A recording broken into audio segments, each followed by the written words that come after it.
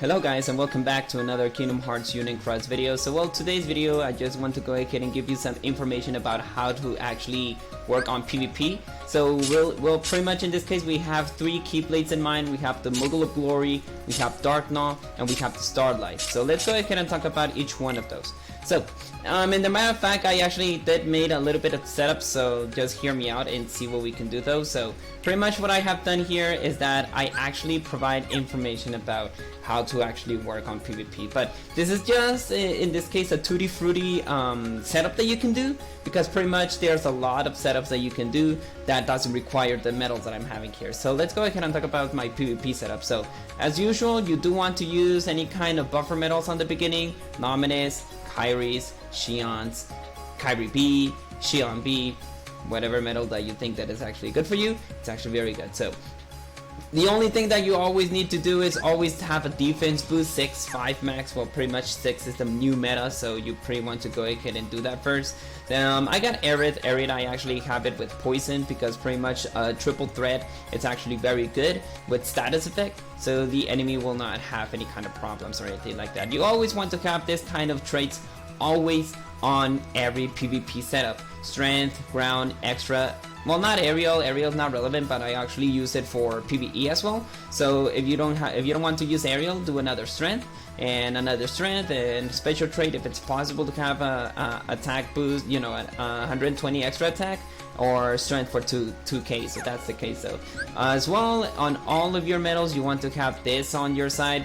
Even on special trait you can go ahead and like use kind of a resist situation, because if they actually gonna do the same thing as I'm actually doing, it's actually better for you to have a poison resist, paralyze resist, or slip resist on 100%, so the triple threat will not actually hurt you. Now let's go ahead and talk about a little bit of setup. So Aerith for the poison, this is just to poison the enemy. Then I use my Sephiroth to buff the cloud, and pretty much in the other case we have the the dusk here, so I can actually provide a little bit of attack with magic boost. I actually use the supernova Kairi to go ahead and buff my dusk, and pretty much when I buff the dusk, it will actually provide a little bit of extra attack on Aerith, since Aerith will provide a magic attack. And pretty much in the other hand, I always use a copycat with this one, so he can copycat the cloud. If you don't have something related about that, you can use a different medal that it will provide you something different, but that's the case on my end. Now in this case, the Dust is the only copycat medal that does have an attack boost of 120. This is actually a very good medal. Like I mentioned on the previous video, you won't get this medal on the invitation banner, because this medal, it's actually a VIP medal, so I don't think that you will be able to get that one. But by the other hand, you know, Cloud, it does have a very good powerful multiplier, and as well he does provide a little bit pierce damage for 50%. So that's why I'm actually copycat this one, and the supernova ability will provide you extra power attack. You know, pretty much it will just use the power supernova, and that is a guaranteed defense boost pierce one. And the TVA, pretty much because of the TVA, you know, TVA is actually a very awesome medal. It will only copycat, it will only like provide buffs for Aerith and the Kairi, and pretty much in the other hand it's gonna be Cloud. So 2 supernova abilities, 2 defense pierce, 1 with extra attack. This one will provide a little bit of damage, and pretty much the TVA is just like a perfect combination. Darkgnaw. Darkgnaw was a little bit kind of, you want to go ahead and specifically have this setup exclusively if you have the Berserker, because the Berserker is actually the new Kingdom Hearts, the city of Sephiroth. But in the matter of fact, I actually provided this setup. Now Kairi just for the normal buff, then you want to go, then it will use the Sephiroth to buff a little bit of damage of attack boost, and pretty much you will use your Kairi, and I think that those guys interfere on the first attack, I think on the first supernova ability. Yeah, slap 1. So I think that it will use Kairi, then Sephiroth, then another Sephiroth, and then your last Sephiroth, that is this one. And pretty much, you know, the Terra will only provide the strength stack, and it will provide you a very powerful attack. Now as you do have in mind, I actually have the Paralyze, because Paralyze, this is gonna be your next you know, status effect, that it will actually makes the opponent lose 2 metal attacks though. It will, you know, it will just skip the Kairi or any kind of metal that he or she has, and then the next metal. So he will only have 4 abilities here, like 4 metals though.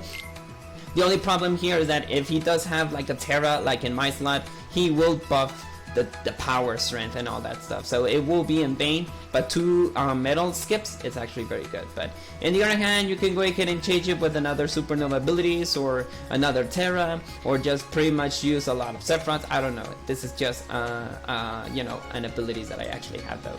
And then for the Starlight is very tutti frutti, because pretty much you're getting this is you're actually getting like magic, speed. This is actually reverse powered, but I'll explain why the Ventus. Then I actually have Yenzo here, I have Elsa, and later on I actually have the Riku. So I'm gonna explain a little bit about what I'm actually using the setup. So in this case, I'm actually using the setup because of 2 things. One, Tifa will provide you defense pierce at least for 30%. Yes, 30% of chances to go ahead and use defense pierce. It reflects 50% of your you know, speed medals. So yeah, 50%, great multiplier, great power attack, and well, you can call her a waifu, but I consider herself a very powerful and beautiful woman. So but the other hand, Ventus, like the reason that I'm actually using the Ventus is because I have 3 speed medals. So in this case, I actually have the supernova of Tifa, the supernova of Yenzo, and then the defense pierce of the supernova ability of this Dark Riku. So that is the most powerful you know, strategy that you can do though, and it will trigger before the slot 1, so that is good. So that's a good thing as well. Like I mentioned, Yenzo is this is actually because it actually converts the next medal into a speed medal, because I'm actually a little bit afraid about the, you know, the magic reflect. So it's like, no, you know what, no, I'm not gonna let you do that. So pretty much that's the case. The only consequence here is that maybe you will struggle until your next Nova medal. So that is the only downfall. But in the matter of fact, like using this and the other, that is actually very good. Or if you're not worried about, like, you know what, I don't want to use any kind of magic medals or anything like that, you can go ahead and do you know, a copycat medal.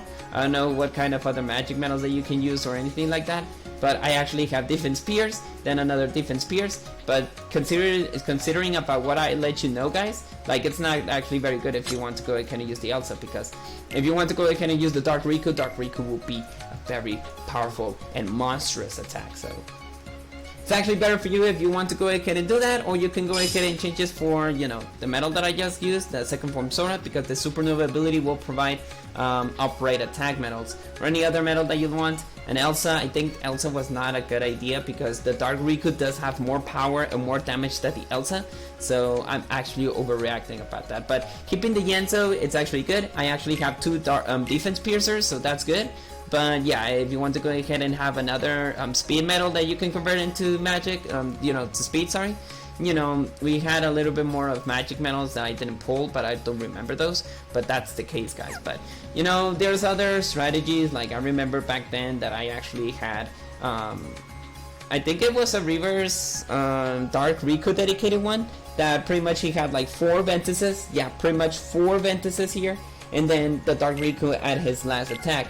And pretty much the Ventus was just using the Supernova Renewal, then another Riku, Supernova Renewal, another Riku, Supernova Renewal, Riku, Supernova Renewal, Riku, and pretty much he did be like 80 billion of damage. So that is like a kind of situation though, that in case like this one, you can go ahead and use a lot of power, and once that you use the power, you can go ahead and use a Berserker or the City of Final Fantasy Sephiroth, and that will be the case, guys. So this is all tutti frutti, guys. Like, this is just, you can go ahead and do whatever medals, whatever setups, whatever situation that you want to go ahead and do that. But pretty much in the matter of fact, this is actually a very good situation. Or, you know, I can go ahead and change it for this one. Like, Mickey is actually much powerful. Yeah, Mickey is much powerful than the other one. And I don't think that the next medal turns into anything else. So I think that the Mickey is actually good. Mickey and Pluto.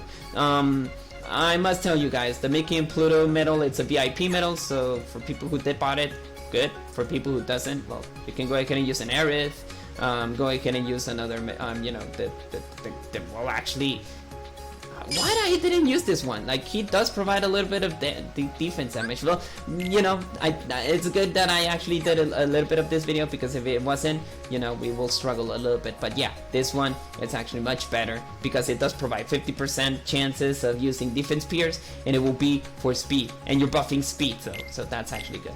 So good thing that I did a quick recap of this video. And yeah, pretty much that's a little bit of advices about this VIP. I'm sorry, this PvP section or setup. So in the matter of fact, this is all tutti frutti. This is not 100% you should use those medals. No, this is just like a heads up about what kind of medals that you can get on the future or do. But pretty much that's my advice though. So copycat medal for this one, just for the defense pierce. Not a lot of magic, but that's why I actually use the Moogle Glory first. So, and pretty much the Arid is the only one who will use the magic attack though, in case if they want to do the strategy of the 100% magic reflex. So, and the matter of fact, Darkgnaw is just full of power! And pretty much you're done. Nothing to say about the Darkgnaw. And Starlight, I'm actually using a pure speed, you know, speed strategy. So in this case, I won't be affected by the, you know, by the magic reflex, so you don't want to have to worry. In case if they actually using a magic reflex, the only thing that you're gonna be reflected is just the supernova ability of the Leon. But other than that, that's all. Tomorrow, in this case, we're gonna have a high score challenge. I already checked it. It's gonna be like a gargle combined with darkness, and there's gonna be an extra medal though. So there's gonna be 5k of jewels on the table. So gladly tomorrow I'm gonna do a video about that, and I'm gonna let you know how to defeat the high score challenge. So I'll see you guys later. Hope that you enjoyed this quick PvP guide. I will be doing that, I think, once in a week. Every time that they renew it, I'll give you a little bit more of my setups and a little bit about what kind of setups that you can do in the future. Unfortunately, I'm not going to do battles because, like I mentioned, I'm not so fan of PvP, and I'm starting to get very, very boring about that. But if you're dedicated to PvP, the rewards are actually kind of a little bit good, because the previous PvP rewards that we actually got though was 100 magic gems, and that actually helped me out.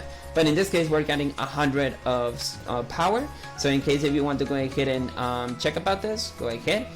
Dual Meowas is not relevant. I'm not spending any kind of my platinum tickets because, like I mentioned, tier 9s are not relevant. But in this case, you're just there for the gems. So in the matter of fact, yes, you do all your best. Right now, I haven't done any kind of PvP battles like I'm seeing here. I only have one battle, and I actually ended up in the first place. That it's 5 in the rank of 565. But well, that is all for today's video. Hope that you enjoyed this quick PvP video. I'll see you guys for tomorrow for the for the high score challenge.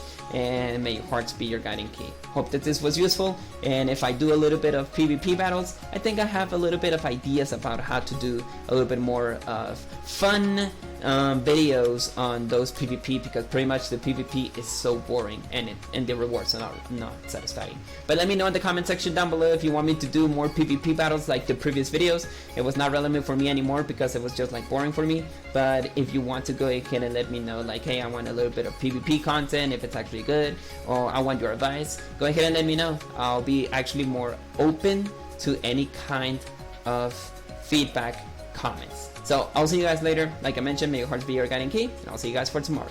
Peace, guys.